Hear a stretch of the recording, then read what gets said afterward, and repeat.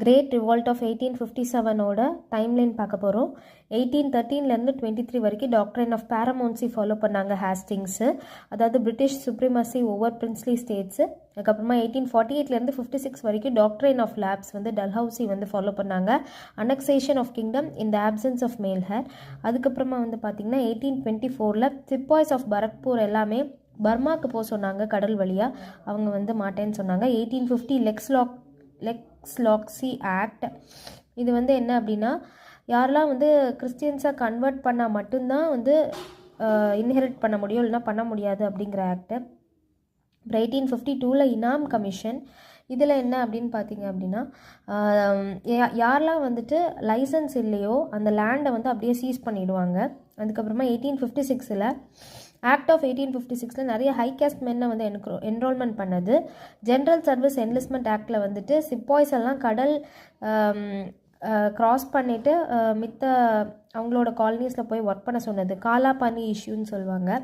அப்புறம் இந்த revolve start பண்ணி எண்ட் பண்ணதுன்னு பார்த்தோன்னா 29 மார்ச் 1857லேருந்து 8 ஜூலை 1858 வரைக்கும். ஸ்டார்ட் பண்ணது யாருன்னா நம்ம மங்கள் பாண்டே தான். ரொம்ப தேங்க்ஸு பரக்பூரில் வச்சுட்டு, இல்லைன்னா நமக்கு ஃப்ரீடமே வந்திருக்காது. அவங்க ஸ்டார்ட் பண்ணது தான். அது வந்து 10th மே 1857ல் 3rd Cavalry ஆஃப் மீரட் வந்து ரெஃப்யூஸ் பண்ணாங்க.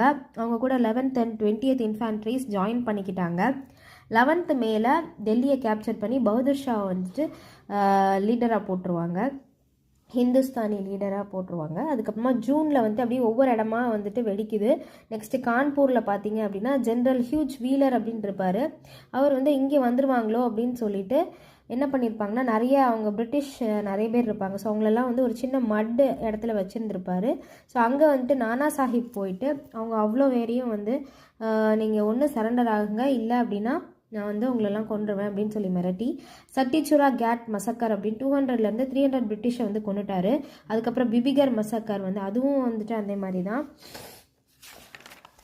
அதுக்கப்புறம் பார்த்திங்கன்னா ஆவத்தில் வந்து ஜூன் 4, 1857ல் பேகம் ஹசரத் மஹால் அப்புறமா பிர்ஜஸ் குவாதர் இவங்கெல்லாம் சேர்ந்து ஹென்ரி லாரன்ஸை கொண்டுட்டாங்க. காலின் கேம்பல் தான் ரீஸ்டோர் பண்ணது. பரேலியில் கான் பகதூர் அவங்க தலைமையில் நடந்துச்சு. சர் காலின் கேம்பல் தான் பண்ணாங்க. கான்பூரில் நானா சாஹிப்பும் காலின் கேம்பல் தான் கண்ட்ரோல் பண்ணாங்க. டெல்லியில் பகதூர் ஷா டூவை ஜான் நிக்கோல்சன் செப்டம்பர் 20, 1857 கண்ட்ரோல் பண்ணிட்டாங்க. Jhansi Rani Lakshmi Bai, General Hugh Rose, Bihar Kunwar Singh, William Taylor. After மத்தில் பார்த்தோம்னா Queen Proclamation 1858, Army Amalgamation Scheme 1861, Indian Civil Service Act 1861. அவ்வளோதான், முடிஞ்சிச்சு.